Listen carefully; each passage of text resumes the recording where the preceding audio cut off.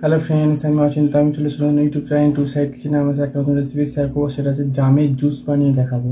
তো সেটা বানাতে কী কী উপকরণ লাগে আসুন দেখায়।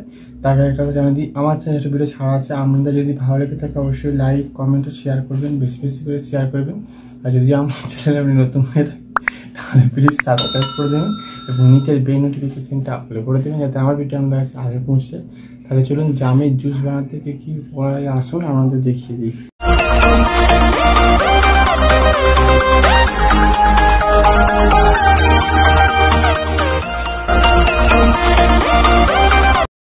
চলুন তাহলে জামের জুস বানাতে কি কি উপকরণ লাগে আসুন দেখিয়ে দিই। এই গরমের সময় এই জাম খুব পাওয়া যায়, তো সেটা আজকে আমি জুস বানিয়ে দেখাবো জামের।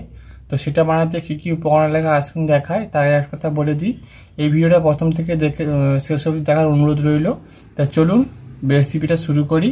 কি কি উপকরণ লাগে আসুন আগে দেখিয়ে দিই। এখানে আমি পরিমাণ মতো জাম নিয়ে নিয়েছি, এখানে চিনি নিয়েছি অল্প পরিমাণ মতো, একটা পাতি লেবু নিয়ে নিয়েছি, জলজিরা নিয়েছি একটা কাঁচা লঙ্কা নিয়েছি, আর লবণ নিয়েছি অল্প সামান্য। তা চলুন রেসিপিটা শুরু করি। জামের আমি মেথিটা বের করে নেব, দানাটা ফেলে দেব। এইভাবে আমি সব দানাগুলো বের করে নেব। জামের থেকে আমি দানাগুলো বের করে নিয়েছি। এবার আমি এর মধ্যে পাতি লেবুর রসটা দিয়ে দেব।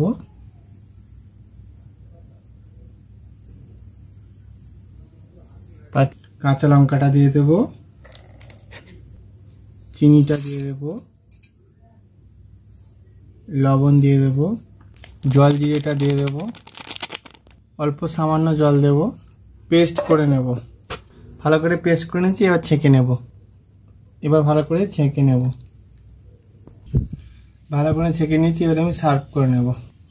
এবার আমি গ্লাসের মধ্যে সার্ভ করব। গ্লাসের মধ্যে বরফ দিয়ে দেবো দুটোগুলো।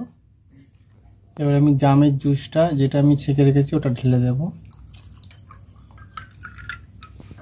দেখুন আমার জামের জুস রেসিপিটা রেডি হয়ে গেছে। এই রেসিপিটা আপনাদের ভালো লেগে থাকে অবশ্যই লাইক কমেন্ট ও শেয়ার করবেন, বেশি বেশি করে শেয়ার করবেন। আর প্লিজ সাবস্ক্রাইব করে দেবেন, আমাদের পাশে থাকবেন। চলুন তাহলে দেখা হচ্ছে নেক্সট ভিডিওতে। এরকম নতুন নতুন ভিডিও পাওয়ার জন্য আমাদের চ্যানেলটাকে অবশ্যই সাবস্ক্রাইব করে দেবেন এবং আমাদের পাশে থাকবেন। তো চলুন দেখা হচ্ছে নেক্সট ভিডিওতে।